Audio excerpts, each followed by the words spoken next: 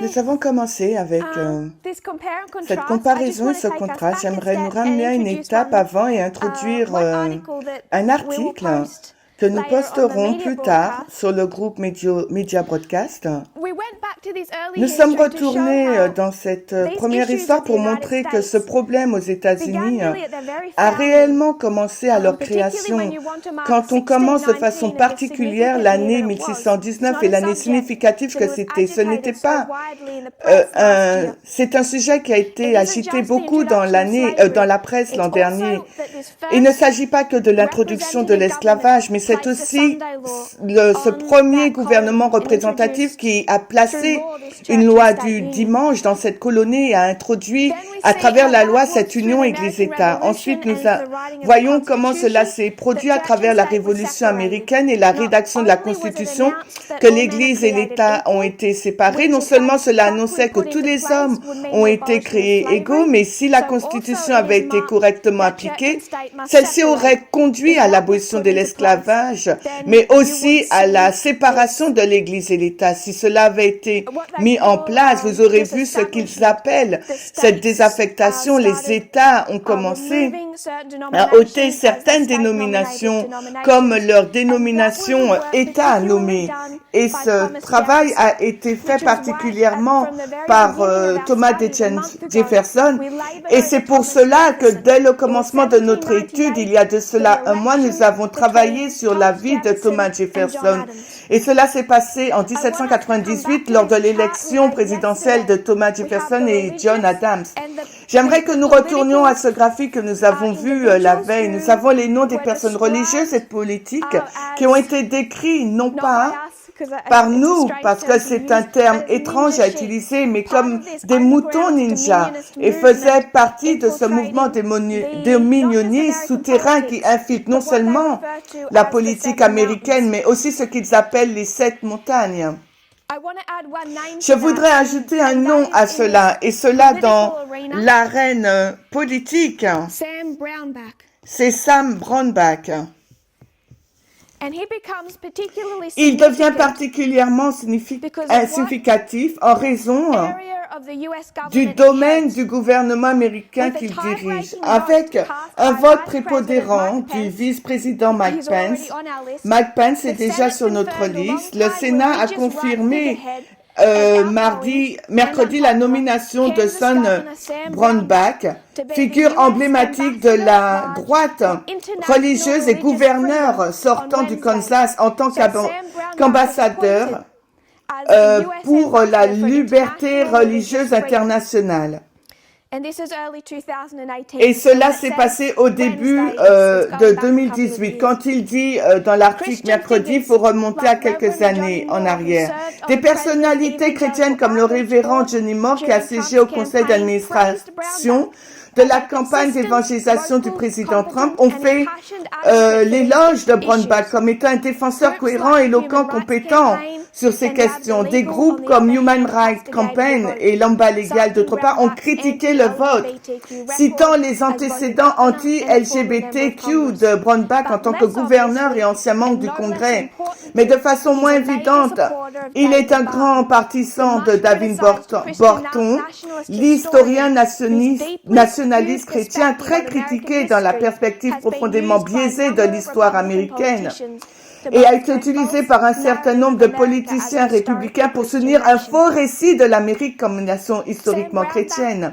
Sam Brownback a souvent fait référence à Barton comme l'un de mes grands héros pour sa préservation du bel héritage de l'Amérique et est apparu dans l'émission de radio Wild Borders de Barton. Barton a également été à la tête d'affiche du petit déjeuner de prière du Kansas en 2013 quand il était gouverneur.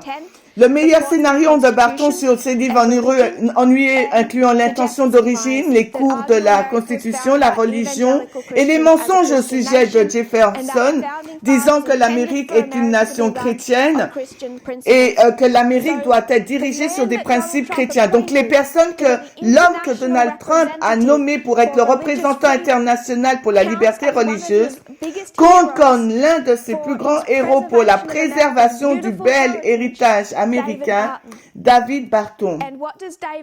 Et qu'est-ce que David Barton fait pour l'histoire américaine?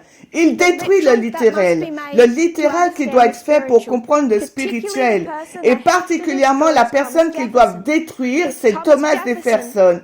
C'est Thomas Jefferson qui a refusé, tandis qu'il était en poste, d'annoncer Thanksgiving, parce que Thanksgiving est lié au protestantisme. C'est la raison pour laquelle il a séparé. C'est Thomas Jefferson qui a voulu que la dénomination protestante soit enlevée de l'État et il voulait que cela soit écrit sur son épitaphe. C'était Thomas Jefferson qui a aidé l'auteur particulièrement à paver la voie pour le premier amendement. Ils doivent ôter Thomas Jefferson et David Barton a eu du succès à faire cela malgré le fait qu'il soit discrédité grandement en tant qu'historien.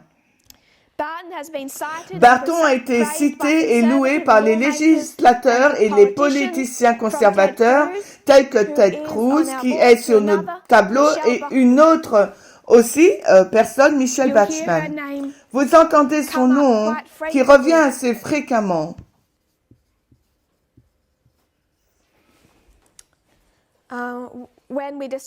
Lorsque nous avons discuté de la question Église-État. Sam Brownback fait référence à Barton comme celui qui est le fondement philosophique d'une grande partie de l'effort républicain dans le pays aujourd'hui. C'est une citation incroyable de l'homme qui est nommé pour conduire les relations internationales sur la séparation de l'Église et l'État. Il dit que David Barton a donné le fondement philosophique d'une grande partie de l'effort républicain dans le pays d'aujourd'hui aussi. Beaucoup de personnages politiques, incluant Ted Cruz et Johnny Moore, ont embrassé une forme de nationalisme chrétien ou du dominionnisme basé sur l'idée que le gouvernement américain doit fonctionner sur des principes chrétiens. De nouveau, ils disent que l'Église et l'État ne sont séparés institutionnellement, mais non pas séparés de façon influentielle. Et cet article sera posté plus tard sur le site Media Broadcast. Alors que nous avions discuté de Thomas Jefferson et ce qu'il faisait en 1798, nous devons garder à l'esprit ce que nous avons dit se passer aujourd'hui et particulièrement ce qui se passe à l'intérieur du Parti républicain. Comme la prédominance politique de Brownback s'est étendue sur plusieurs années, l'œuvre de Barton a été régulièrement défendue par les chrétiens et la droite politique. En 2010, Glenn Beck l'a appelé l'homme le plus important en Amérique pour son œuvre en tant qu'historien. En 2011, la télé News, un politicien, Mike Huckabee, spécialiste de l'information et politicien, a dit à ses partisans à la redécouverte de Dieu dans une conférence américaine que tous les Américains devraient être obligés à écouter David Barton sous la menace d'une arme. Et c'est comme ça que vous obtenez votre liberté religieuse. Je ne veux pas vous perdre alors que nous parlons de cette histoire, de quelle façon elle est en lien avec ce qui se passe aujourd'hui à l'intérieur du Parti républicain.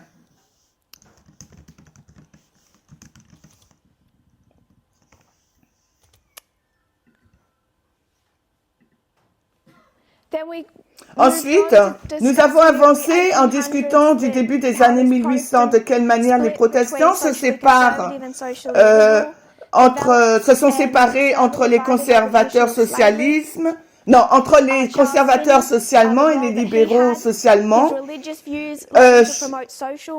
Ils ont été divisés sur la question de l'esclavage. Et il y a un élément intéressant, et c'est le lien entre le mouvement abolitionniste et le premier mouvement féministe. Et s'il faut que je cite, il y a un livre intéressant que je n'ai pas ici. Mais vous le trouvez dans d'autres sources. Il est assez facile de prouver que le mouvement abolitionniste conduit directement vers le premier mouvement féministe. Car ce que enseignaient les abolitionnistes, c'était que tous les hommes sont créés égaux et le droit de liberté et d'éducation. Et quand vous commencez à enseigner ces principes, ils peuvent facilement être connectés à d'autres domaines. Et celui vers lequel il y a eu des ramifications a été les droits égaux pour les femmes et l'éducation des femmes. C'est la raison pour laquelle, lorsque vous avez la création de ce collège au Berlin, en Ohio, il ne fait aucune discrimination quant à la race ou au genre. Au Berlin, ce fut l'un des premiers collèges aux États-Unis qui accepta à la fois des hommes noirs et des femmes. Et ce collège a été dirigé par Charles Finney. Il a été un porte-parole contre l'esclavage, mais aussi pour l'éducation égale pour les femmes. Vous trouvez cette séparation dans le protestantisme. Ils sont de chaque côté de cette grande division sociale.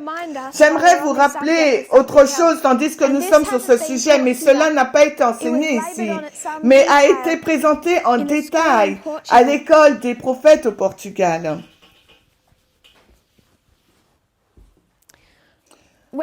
Lorsque vous comprenez ce qui se passe au début des années 1800, vous avez le mouvement abolitionniste, particulièrement l'abolition de l'esclavage. Comment ce mouvement? Et qu'est-ce qui suit automatiquement? Le féminisme. Et tout cela se passe dans l'histoire des années 1800. Qu'est-ce qui va suivre après le féminisme? Vous aurez légalement l'introduction de quelques groupes LGBT, les conséquences sociales, en déclarant la position des gens ou leurs préférences sexuelles ont conduit à une telle discrimination que les personnes étaient encore cachées dans la société. Mais cela a commencé à émerger dans les années 1800.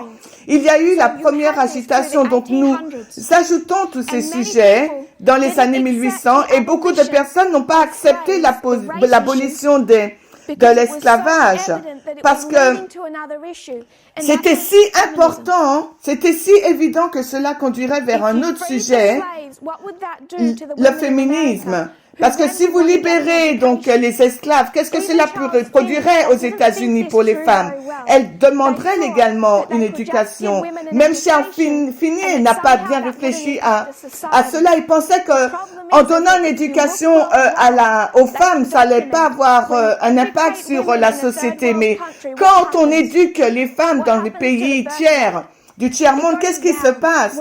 Le niveau du taux de naissance chute. Mais pourquoi? Car les femmes ne sont éduquées et elles commencent à entrer dans l'environnement du travail et elles commencent à poursuivre une carrière. Elles veulent avoir moins d'enfants. Elles commencent à être hors du foyer. Donc même ces libéraux n'ont pas apprécié cette tendance non plus, mais ils n'avaient pas réalisé quelles seraient les conséquences de l'éducation. Donc bien que cela a commencé par l'abolition, mais cela va conduire vers d'autres personnes disant nous devrions donner des droits équivalents sous l'État. Je devrais être en mesure d'avoir une éducation. Et nous avons discuté de ce sujet au détail au Portugal. Nous n'avons pas été dans les années 1800, mais nous avons été à la fin des années 1900. Et ce n'est pas les seules deux fois où nous voyons cette séquence distincte d'étapes. Dans les années 1900, nous avons le mouvement des droits civils. Le mouvement des droits civiques. Et cela touchait quel sujet? La race. Et cela a conduit directement vers la seconde vague du féminisme. Le genre. Ces mouvements se sont succédés. Vous avez eu le mouvement abolitionniste, puis vous avez eu le féminisme au début des années 1800 avec cette introduction de l'éducation, une éducation plus formelle pour les femmes. Et pour finir, la première agitation des homosexuels qui a commencé à parler, nous avons reconnu dans la société sans la persécution. Les années 1900, nous avons le mouvement des droits civiques, la seconde vague du féminisme. Et ensuite, qu'est-ce qui est arrivé? Stonewall, LGBT, en 1969. Donc, de 1800 à 1900, nous trouvons ces étapes séquentielles à partir de la question de la race. Et j'aimerais préciser que le sujet de la race est beaucoup plus vaste. C'est pas que la race. Cela fait référence à l'immigration, à des groupes minoritaires et de la façon dont cela conduit à l'égalité pour le genre et aussi pour LGBTQ. Et nous pouvons voir de quelle façon en externe toutes ces séquences d'étapes se sont passées pour que finalement les personnes doivent reconnaître que lorsque la Constitution déclare une séparation de l'Église et de l'État, cela signifie que la conception de la moralité d'une personne n'est pas appliquée, que l'État ne peut pas discriminer, car tous les hommes sont créés égaux. Ou sans considérer la couleur, la préférence sexuelle, et si vous voulez utiliser ce mot homme, qui devrait être interprété par tout le monde, hommes et femmes. Donc vous voyez cela dans les années 1800, mais également dans les années 1900. Et c'est ici que j'aimerais faire une digression un peu, car j'ai un petit problème. Il est assez difficile de le dire dans une réunion Zoom devant une caméra, mais j'ai un petit problème dans ce mouvement. En ce moment qui est sur Facebook, c'est comme si on faisait un peu partie d'une entreprise et regarder ce que les gens disent au sujet de cette compagnie et représenter cette entreprise sur Facebook. Ce n'est pas vraiment une bonne idée de voir ce que tout le monde poste sur Facebook. Je ne fais pas grand-chose sur Facebook, je le suis, mais pour que les gens puissent me contacter. Et il y a d'autres raisons pour être sur Facebook, mais alors que j'ai vérifié durant les derniers mois, j'ai commencé à réaliser que dans ce mouvement, nous avons un réel problème. Il y a une crise en cours dans ce mouvement et je ne pense pas que les gens le reconnaissent. Et j'aimerais donner des exemples sur ce qui me préoccupe énormément en ce moment au sein du mouvement.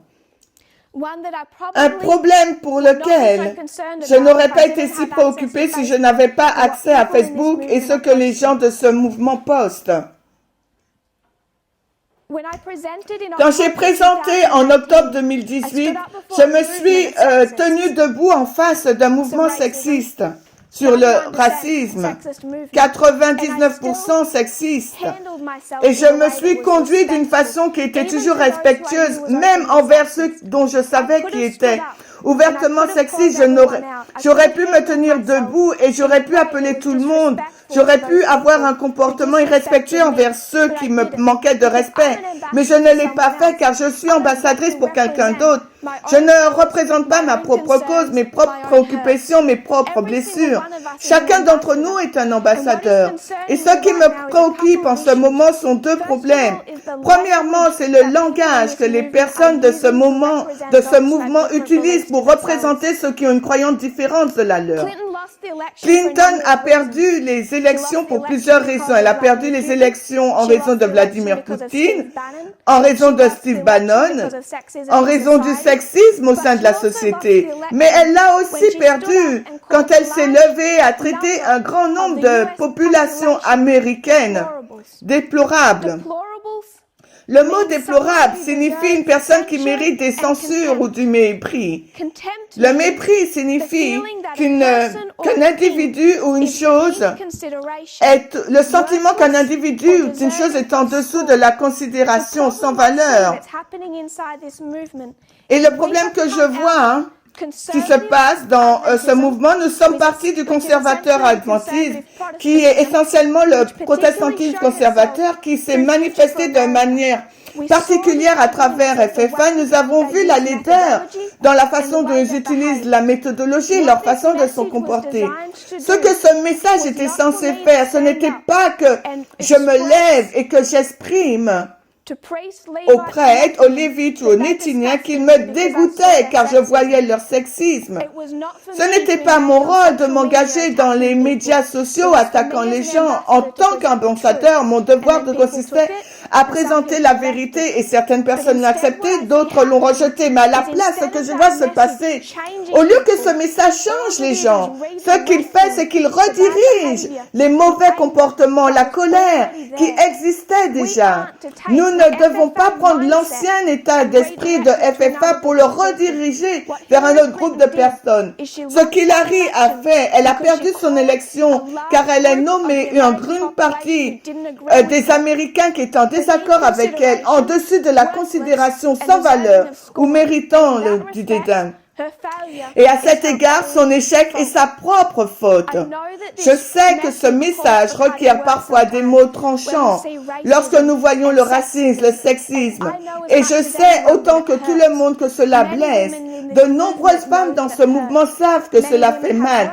Beaucoup de femmes ont travaillé dans ce mouvement durant des années sous ce système oppressif et savent que cela blesse. Mais nous nous tenons debout en tant qu'ambassadeurs et nous ne nous engageons pas dans des luttes publiques, soit avec d'autres prêtres ou devant d'autres lévites ou devant des personnes mondaines, car ces comportements représentent mal le royaume auquel nous appartenons. Ce message, alors qu'il nous place dans ces questions sociales, n'était pas conçu pour nous enfermer uniquement sur le sujet de la race, mais c'était comme un tremplin. Il nous fait commencer avec le sujet de la race, il nous conduit ensuite au genre, puis il nous emmène enfin sur le sujet de LGBT, les gens qui souffrent de peine de mort en ce moment dans les pays africains où les protestants fondamentalistes américains ont de l'influence. Ils ont influencé la loi pour qu'elle sanctionne de peine de mort ce groupe de personnes LGBT qui devraient avoir des droits dans la Constitution et que la moralité protestante ne devait pas leur être appliquée. C'est un triple tremplin qui est conçu pour nous changer le cœur et introduire un niveau d'empathie, d'amour et de respect pour tous les êtres humains. Non seulement des êtres humains qui sont en accord avec nous, mais lorsque nous regardons de quelle manière ce message est supposé nous supposer, ce que ce message ne doit pas faire, c'est qu'il doit nous informer sur un seul sujet, la race, et rediriger ce mauvais comportement et dur sur ceux qui sont en désaccord avec nous. Je ne supporte pas qu'on appelle Donald Trump un idiot. Je ne soutiens pas le langage utilisé par certains individus dans ce mouvement contre les droits religieux, même si leurs actions sont mauvaises et fausses. Même si leurs actions sont racistes et sexistes, cela ne justifie pas le fait que ce mouvement représente mal le royaume de Dieu. Cela ne change pas les erreurs d'Hillary. La gauche commet toujours ses erreurs. Nous ne faisons pas partie de la gauche. Nous sommes le royaume de Dieu. Nous n'avons pas de maison dans le royaume de Trump, ni dans celui d'Hillary Clinton. Nous sommes notre propre royaume. Et si nous comprenons cela, alors nous comprenons de qui nous sommes les ambassadeurs. Nous ne représentons pas Donald Trump. Nous ne représentons pas Hillary Clinton. Prendre l'état d'esprit de FFA, cet état d'esprit dur qui domine d'autres personnes, même si nous estimons que notre cause est juste, et la diriger vers cet état d'esprit vers ceux qui sont en désaccord avec nous, ce comportement représente mal le royaume de Dieu. Je vous donne une autre théorie conspirationniste que nous pourrions ajouter dans notre liste de théories de complot. C'est ce que j'ai vu beaucoup les dernières semaines. Trump descend une rampe. Il descend cette rampe avec précaution. J'ignore comment ce mot pourrait être traduit dans différents langages. Il a des difficultés à descendre cette rampe. Comment se fait-il que Trump a des difficultés à descendre la rampe? Il a dit que c'était glissant. Obama a descendu a descendu sans aucun problème cette rampe, oubliant que Donald Trump a 74 ans. Il descend avec précaution la rampe. Comment se fait-il qu'il a des difficultés à descendre cette rampe? Se pourrait-il qu'il soit en train de mourir? Et on ne nous le dit pas, ce sont là les caractéristiques d'une théorie du complot. Et même les personnes que je suis et respectent les médias de la gauche utilisent de plus en plus cette méthodologie et se sentent justifiés. Rappelez-vous ce qui s'est passé dans ces années 1840. Au début, le Nord était fort, il savait ce qui était juste. Puis quand le Sud a commencé à agir de plus en plus agressivement, le Nord a estimé qu'il était justifié de copier le même type de comportement. C'est ce que je vois se passer en externe. Nous comprenons que les dirigeants des Nétiniens doivent passer très bientôt de ce média de gauche vers ces branches de ce mouvement. Et il y a une raison. Il existe une raison pour laquelle ce gouvernement, cette direction va changer. Nous savons que pour le monde, nous savons qu'il est labour. Nous connaissons leur première pluie, PAS, et la moisson. Mais ici, il y a un changement de direction. Et ceux qui les a conduits, et ceux qui les conduisent dans cette histoire, ne les conduit pas dans cette histoire. Maintenant, les dirigeants de ce monde deviennent le mouvement. Pourquoi ces sources d'informations ne peuvent pas les conduire dans cette histoire?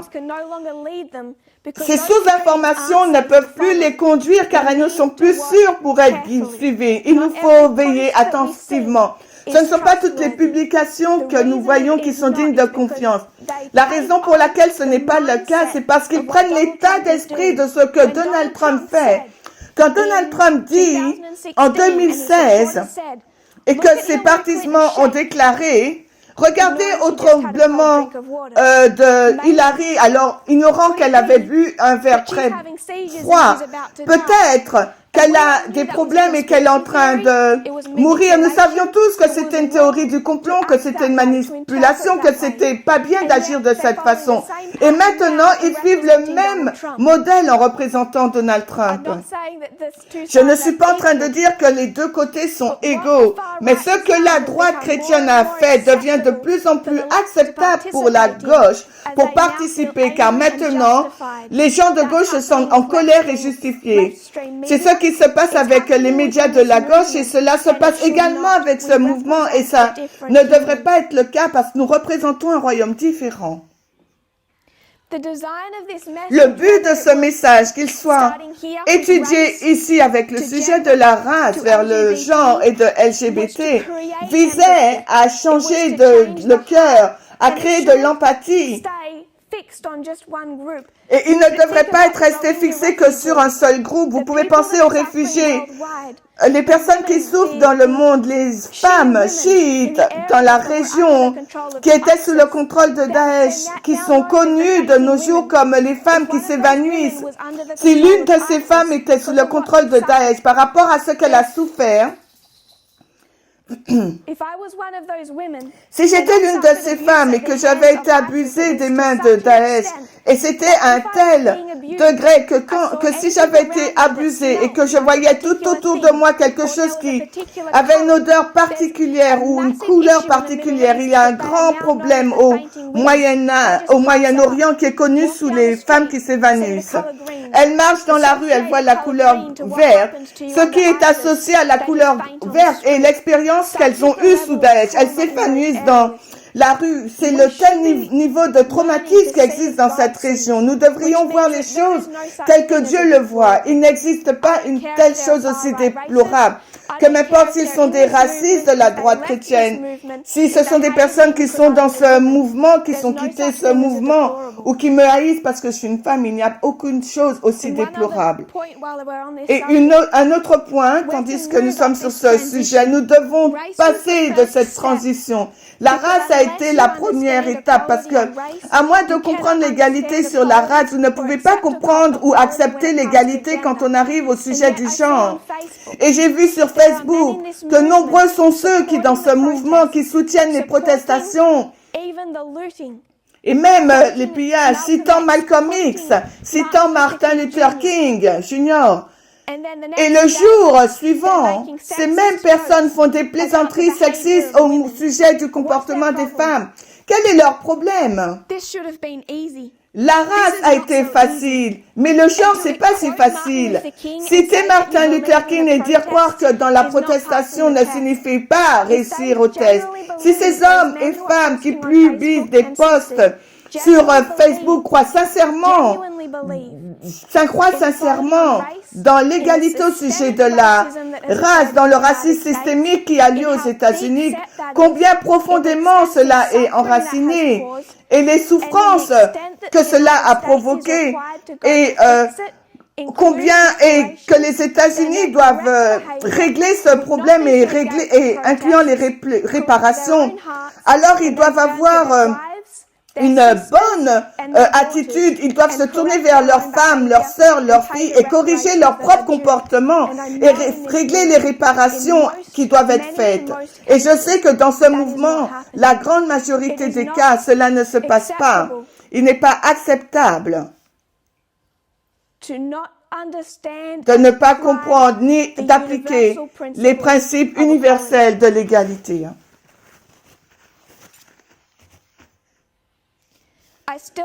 Je sais que lorsque je parle et enseigne au sujet de la race, je peux trouver un accord universel. Je sais pourtant le malaise qui existe lorsque je parle du genre.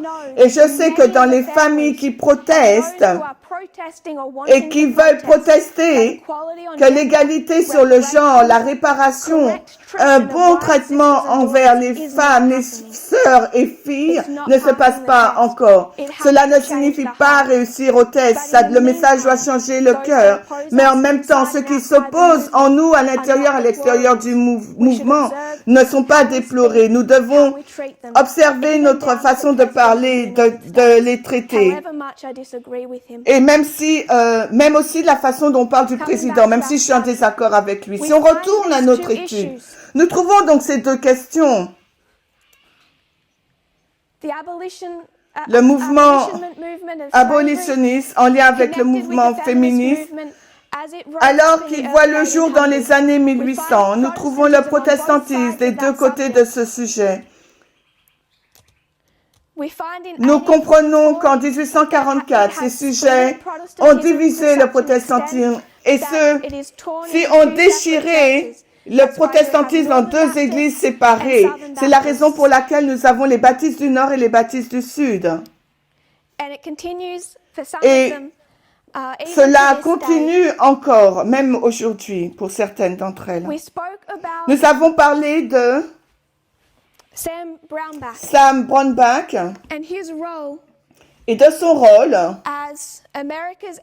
en tant qu'ambassadeur américain pour la liberté religieuse.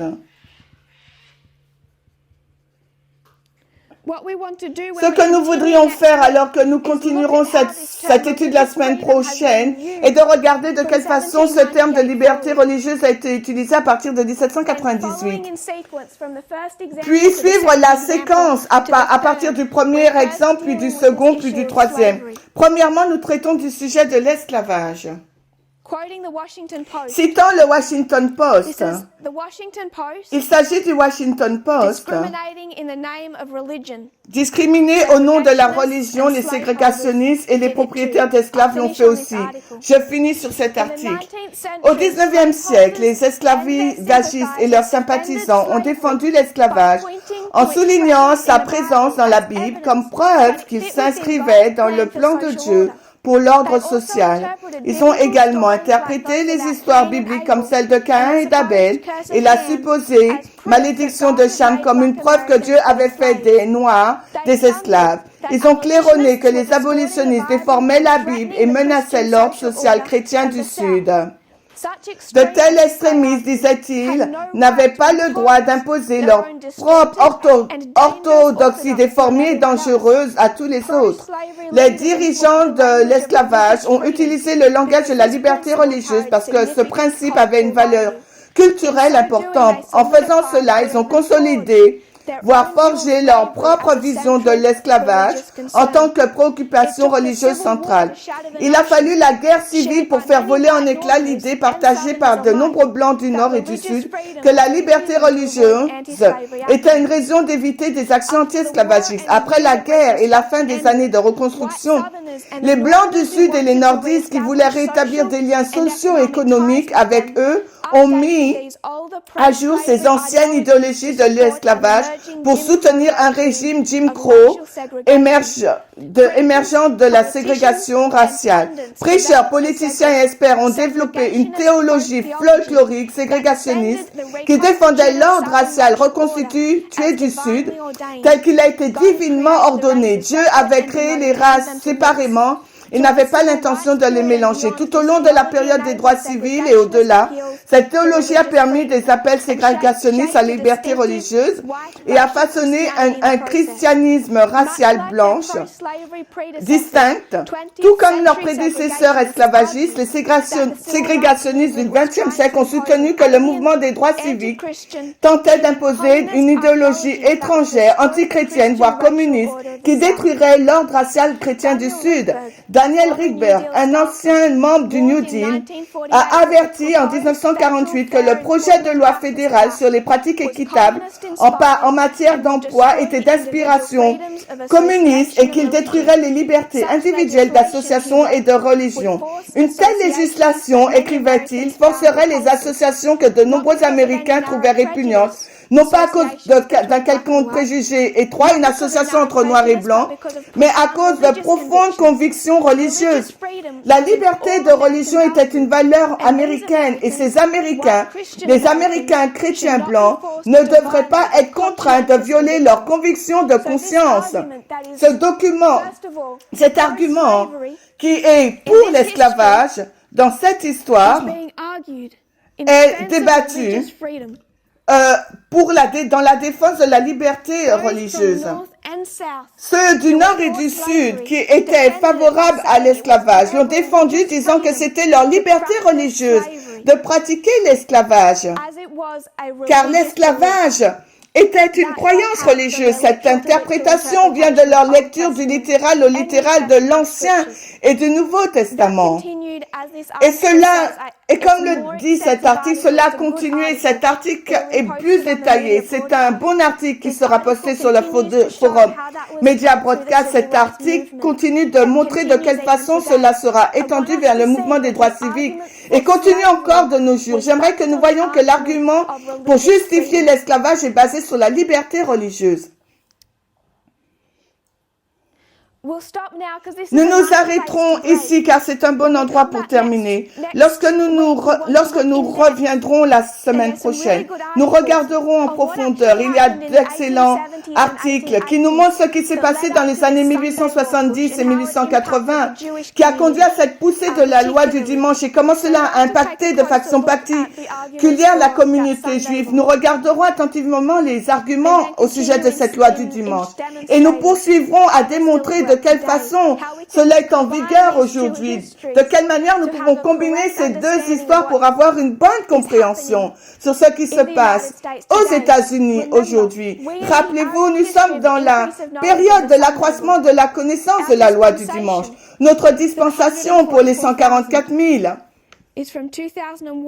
commence de 2001 jusqu'à l'accroissement de la connaissance en 2019 et à la formalisation en 2021. Nous avons beaucoup de choses à comprendre pour savoir à quoi ressemble cette balise de la loi du dimanche. Et les histoires qui nous donneront les réponses sont celles de 1850 et 1888.